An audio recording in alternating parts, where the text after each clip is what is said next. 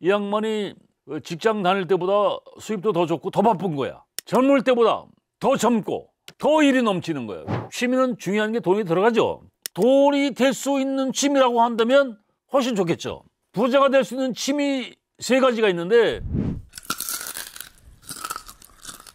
보니까 세계인이 즐기는 취미나 한국 사람이 즐기는 취미나 크게 차이는 없더라고요. 이게 세계인이 즐기는 취미 랭킹 1위가 독서예요. 세계인들이 즐기는 취미가 뭐 춤, 골동품 수집, 도자기, 악기 배우기, 카드게임, 골프, 사진 찍기, 글쓰기, 요리, 자원봉사, 낚시, 수영 이런 것들이 이제 세계인이 즐기는 취미라고 합니다.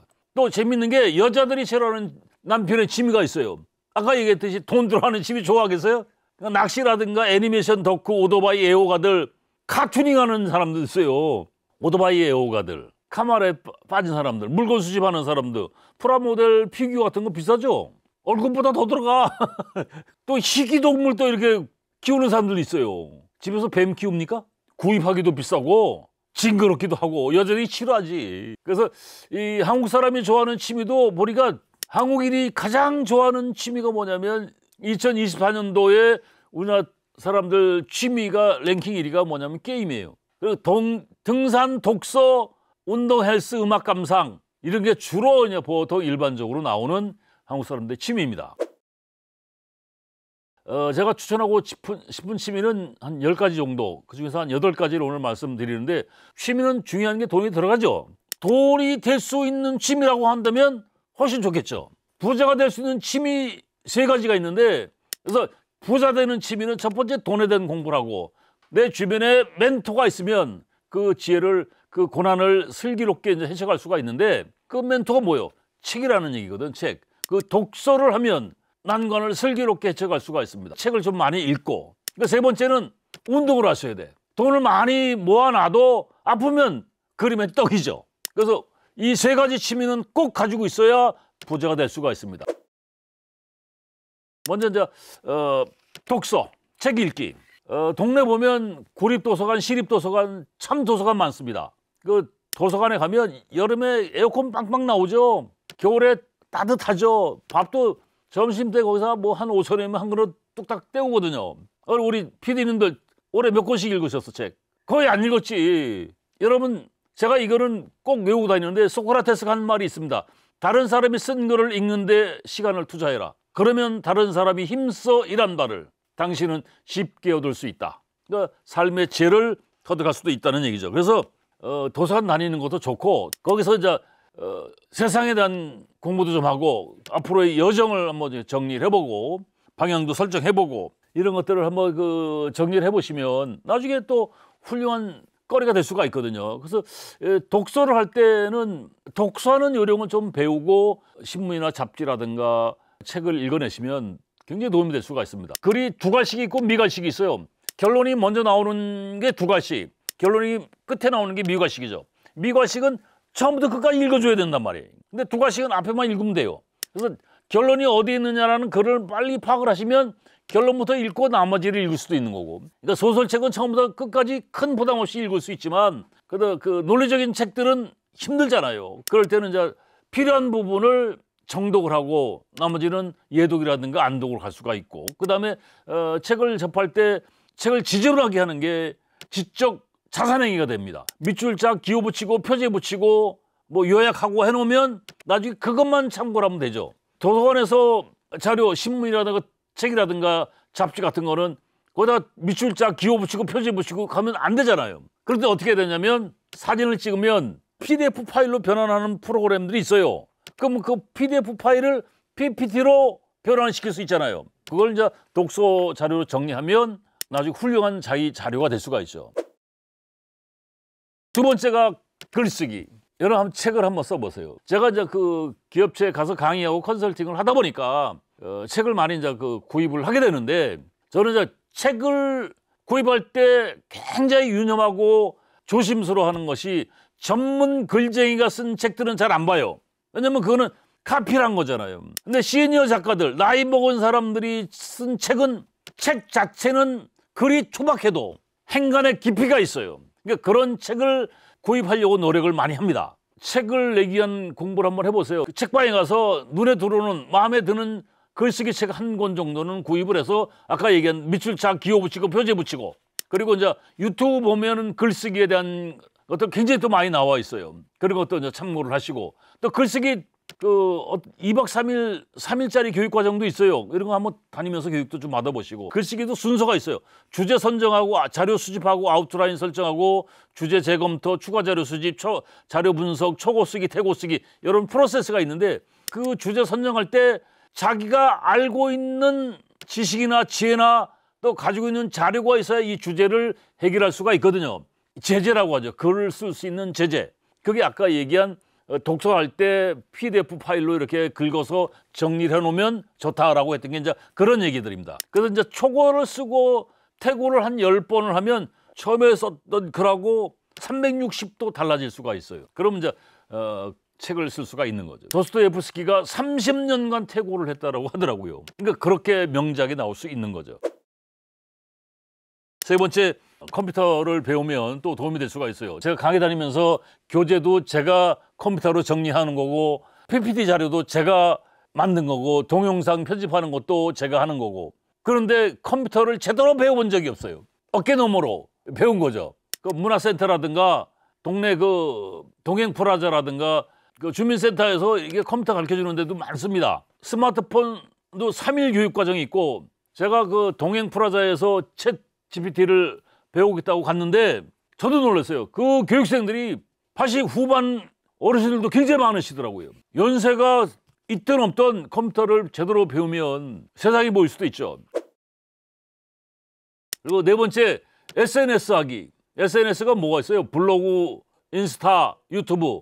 저도 이제 블로그도 하고 인스타도 하는데 23년도에 유퀴즈 언더블락의 조용문 선생이라고 이게 나오셨는데 41년생이니까 올해 85이신 양반인데 이 양반이 IMF 때 조폐공사에서 근무하시다가 명퇴를 했대요. 1년 남겨놓고 나와서 자영업 창업을 했던 것 같아요. 그래가지고 상당히 많은 재산을 잃고 실어증과 기억상실증에 굉장히 오랜 시간 고생을 했다고 하시더라고요. 그러다가 서울시에서 지하철 택배를 할 수 있는 사람을 모집을 하더라는 거예요. 그래서 자기가 응모를 했는데 12대 1의 경쟁을 뚫고 자기가 합격을 했다고 하시더라고요. 그래가지고 이 양반이 13시간을 일하면서 블로그를 하는데도 유명한 블로거가 돼가지고 유퀴즈 언더블럭에 나와서 저명한 사람이 됐어요. 그래서 꿈을 나르는 지하철이라는 책을 냈어요. 글쓰기도 하시고 또 컴퓨터도 제대로 배우고 여러 가지 나오는데 아주 건강하십니다.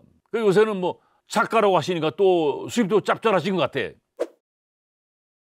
축구, 농구, 야구, 배드민턴, 테니스, 당구, 마라톤, 탁구, 골프, 파크 골프, 게이트볼, 걷기, 등산, 또 헬스, 운동 굉장히 많죠. 여기 중요한 건 경제적인 여건, 주머니 사정하고 자기 체력, 나이에 맞는 운동을 하셔야 됩니다. 70, 80대 어르신이 마라톤 하지 말란 법은 없지만 마라톤을 너도 나도 도전을 하게 되면 무릎 관절이 나가서 걷는 것도 힘들어질 수가 있죠. 뭐 80대신 양반이 사이클 할 수 있죠. 그런데 잘못하면 또 넘어지면 큰 사고가 나올 수도 있으니까 나이에 걸맞게 이제 운동을 하시는데 제가 추천하고 싶은 운동은 3가지. 걷기, 등산, 헬스. 한번 따라해 보시죠. 이거 제가 만든 말인데 누즈걸산. 누우면 죽고 걸으면 산다. 그래서 첫 번째가 걷기인데 서울 둘레길, 북한산 둘레길, 강화 옛길, 해파랑길, 서해랑길, 치악산 둘레길, 지리산 둘레길, 인제 천리길, 제주도 올레길 같은 경우는 한 달 살이를 해야 돼요. 이런 둘레길들이 많습니다. 나이 먹으면 살아가는 비용 중에 가장 많이 들어가는 비용이 병원비, 약값 이게 굉장히 많이 들어가거든요. 그래서 그런 병원비, 의료비를 절감하는 것은 운동이거든요. 운동. 그래서 이 걷기는 심혈관 질환, 뇌혈관 질환, 당뇨, 고혈압, 관절염, 폐질환, 우울증 이런 것을 다 한꺼번에 해소할 수 있는 좋은 운동입니다. 두 번째 이제 등산을 제가 이제 즐겨하는데 제가 경험한 바에 의하면 등산인 가장 좋은 운동이 등산인 것 같습니다. 그래서 등산은 그 효과가 심장을 튼튼하게 해주고 폐기능도 좋아지고 골다공증도 예방을 해주고 이제 나이 먹은 사람들이 어르신들이 돌아가시는데 폐렴하고 그 고관절 나가서 돌아가시는 분들이 많은데 등산이라 걷기를 하게 되면 뼈를 강화시켜 줍니다. 그리고 시력도 좋아지고. 그래서 이제 등산을 할 때 중요한 게 장비가 굉장히 중요한데 등산화는 전문 등산화를 좋은 등산화를 사시면 좋습니다.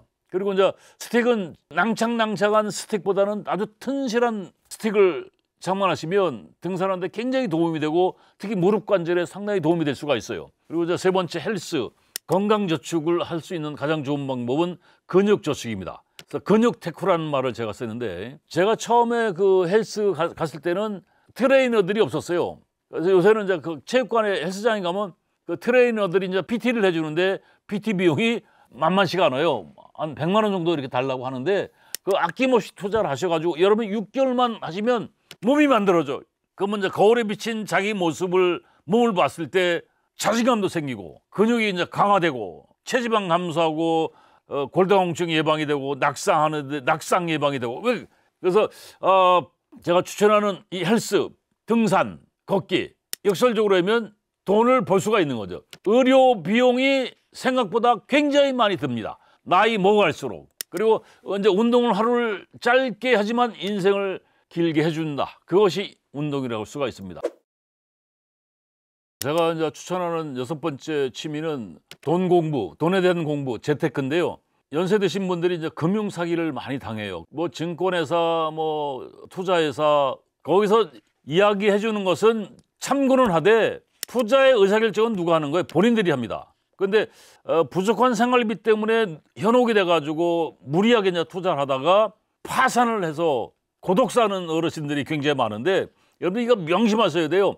위험성에 대한 투자를 하게 되면 상대적으로 수익성은 올라가고 안정한 것에 대한 투자를 하게 되면 수익성은 떨어지게 됐죠. 그래서 이제 저는 그런 생각이 돼요. 주식, 경매, 채권, 가상화폐, 부동산 그중에 한 분야를 집중적으로 이제 파면 되는데 주식 공부를 해서 이래서 소액 1,000만 원 가지고 주식에 대한 뭐 고수가 돼서 한 달에 한 30만 원 이렇게 수익이 나올 수 있다라고 하면 나이 먹어서 생활비에 굉장히 도움이 될 수가 있죠. 근데 1억 가지고 투자를 했다라고 하면 그때는 이제 테크닉에 현혹이 돼가지고 매몰돼서 전 재산을 날릴 수도 있습니다. 그래서 작은 금액으로 재테크된 공부를 열심히 하시면 나이 먹었을 때 생활비에 굉장히 보탬이 될 수가 있고 제가 아는 양반이 60에 정년을 하고서 경매를 원래 관심이 있던 분인데 경매를 10수년을 하다 보니까 직장에 다니는 것보다 훨씬 수익이 높다고 하더라고요. 7번째 요리. 결국 나이 먹으면 그 남편이 청소도 하고 빨래도 하고 뭐 설거지도 하고 그런데 요리까지 해서 와이프한테 이렇게 같이 밥상을 같이 하면 노후에 사랑받는 남편이 될 수가 있는데 저도 이거 된장찌개 하나 끓여 먹었으면 좋겠다라는 생각을 하고 있는데 그래서 문화센터라든가 주민자치센터 같은데 또는 유튜브 이렇게 보면 그 요리 배우는 것들이 많이 나와 있어요. 레시피들 깔려 있고 그런 거 배우면 좋겠죠. 8번째 어학 공부, 영어 1호, 중국어, 뭐 스페인어 이건 이제 회화 공부를 하는데 전문가적인 공부를 하는 게 아니고 여행 가서 부담이 없을 정도의 회화 공부, 그 단어 외우기 이런 것도 도서관 다니면서 또는 책, 유튜브 동호회 활동을 하게 되면 또 두뇌 치매 예방에 굉장히 도움이 될 수가 있어요. 그런 정도의 어학 공부를 하면 또 시간도 잘 가고 또 뭐 음악, 악기 배우는 것도 좋고 사진, 영어 감상 뭐 이런 것도 또 식물 재배, 텃밭 가꾸기 그래서 이 세컨하우스 같은 거 만들면 좋습니다. 놀면서 돈을 벌 수 있다면 정말 좋겠죠. 선배가 한 25년 전에 50의 회사에서 특별성과급이 나와서 25년 전에 연천에다가 땅을 300평을 샀는데 그때 돈 한 2, 3만 원 주고 평당 샀어요. 거기다가 이제 그 조그만 농막 하나 만들어 놓고서 한 달에 2~3번 주말에 가서 이제 이렇게 난도 재배하고 하는데 난이 그렇게 비싼지 몰랐어요. 근데 이 양반은 이제 정년하면서 명태금을 받아가지고 한 200평을 더 그 연천에 있는 땅을 또 매입을 해서 한 500평의 농막을 이제 그 컨테이너 박스를 2개를 갖다 놓고 멋지게 이제 집을 져놨어요. 그리고 지금 이 양반이 제2의 인생을 사는데 그 난 동호회 활동을 하시면서 그 동호회 친구들하고 이제 지방 다니면서 난 채취도 하고 또 해외에 가서 난 또 그 공부도 하고 그래가지고 이제 뭐 글도 쓰고 책을 내니까 이 양반이 직장 다닐 때보다 수입도 더 좋고 더 바쁜 거야. 젊을 때보다 더 젊고 더 일이 넘치는 거예요. 신도 나고 진짜 부럽더라고요. 또 제가 그 30여 년 기업에 강의를 다니다 보니까 S그룹의 임원들한테 이제 강의를 하다 만났던 양반인데 똑똑한 사람들 많더라고요. 근데 이 양반이 65세까지 직장 생활을 하셨으니까 그 S그룹에서 상당히 그 역량이 있던 양반이죠. 근데 이 양반이 그러더라고요. 자기가 이제 그 당시에는 이제 은퇴라고 얘기를 하셨는데 집에 있으면 부부 와이프하고 눈치 보고 싸움만 할 것 같다라는 생각이 들어서 종로 5가에 오피스텔 하나 장만했는데 17평짜리 그 아파트 같은 거예요. 그때 한 2억도 안 들어서 샀는데 지금 이제 그게 10억 정도 가는 것 같아요. 거기에 이제 방구다이 갖다 놓고 룸이 2개인데 출근하듯이 거기서 출근하는 거죠. 근데 이 양반이 자기가 한 달에 한 100만 원 정도 쓸 수 있는 용돈, 여유자금, 비상금을 갖고 있었고 그 친구들을 회원가입을 시켰는데 3명을 회원가입시킨 거예요. 그때 가입비가 3천만 원, 지금으로 말하면 한 1억 정도 되는 거죠. 그러니까 4명이서 1억 2천의 종잣돈을 만들어서 경매를 하겠다라고 얘기를 하시더라고요. 그래가지고 지금 말하자면 한 4억 투자를 해서 4명이서 연간 1,000만 원 수익을 이제 창출하겠다. 그러면 연간 1,000만 원이니까 인당 한 달에 한 100만 원 정도 쓸 수 있는 여유 자금이 되는 거죠. 그러니까 이 양반들이 그 오피스텔에 출근해서 당구도 치고 고스톱도 치고 그 동남아 골프 수시로 하고 그래서 돈이 넘쳐나는 거예요. 그러면서 이제 개인적으로 돈이 있으니까 좋은 경매 물건이 나오면 그것도 잡고 제2의 삶을 사는데 너무너무 행복하다는 거예요. 그러니까 이 사례도 뭐예요? 취미를 돈으로 만들어낸 거죠. 그러니까 이런 사례들이 굉장히 많이 있는데 그래서 직장인들 수익 창출하는 것들이 여러 가지가 있습니다. 그 아까 제가 얘기한 SNS 활동하면서 그 수입을 잡는 친구들 꽤 있습니다. 그리고 이제 헬스 요가 등 이제 운동 레슨 그리고 이제 소설도 쓰고 뭐 요리도 하고 음악 레슨 해서 이제 이 수익을 만들어내는 사람들도 많은데 제가 오늘 말씀드린 것 중에서 이제 그 취미 생활을 그냥 놀이로만 시간 죽이기로만 하지 마시고 거기에 돈과 일정한 소득을 창출해낼 수 있는 취미까지 만들어낸다면 금상첨화. 그러니까 수만 가지 취미 중에서 여러분들이 그 경직인 주머니 사정을 고려하시면서 자기한테 맞는 취미를 선택을 해서 여러분 취미를 만들어내시면 제2의 직업으로 만들어낼 수도 있다는 얘기입니다.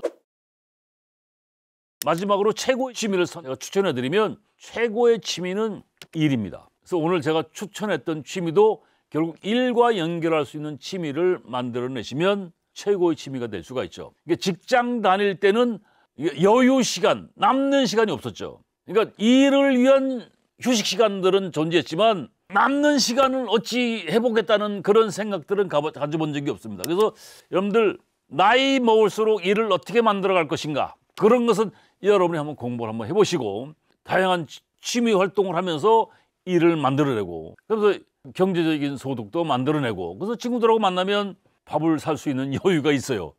그러니까 괜찮은 취미 활동을 하고 있는 거죠. 그래서 여가라는 것은 남는 시간이요. 그 남는 시간을 없애는 게 놀이인데 그 놀이를 일로 만들어낼 수 있다면 최고의 취미가 될 수 있다 하는 얘기입니다. 제가 오늘 이제 여러분한테 여가 취미라는 얘기를 말씀드렸는데 내용이 마음에 드셨다면 구독, 좋아요 눌러주시면 고맙겠습니다. 고맙습니다.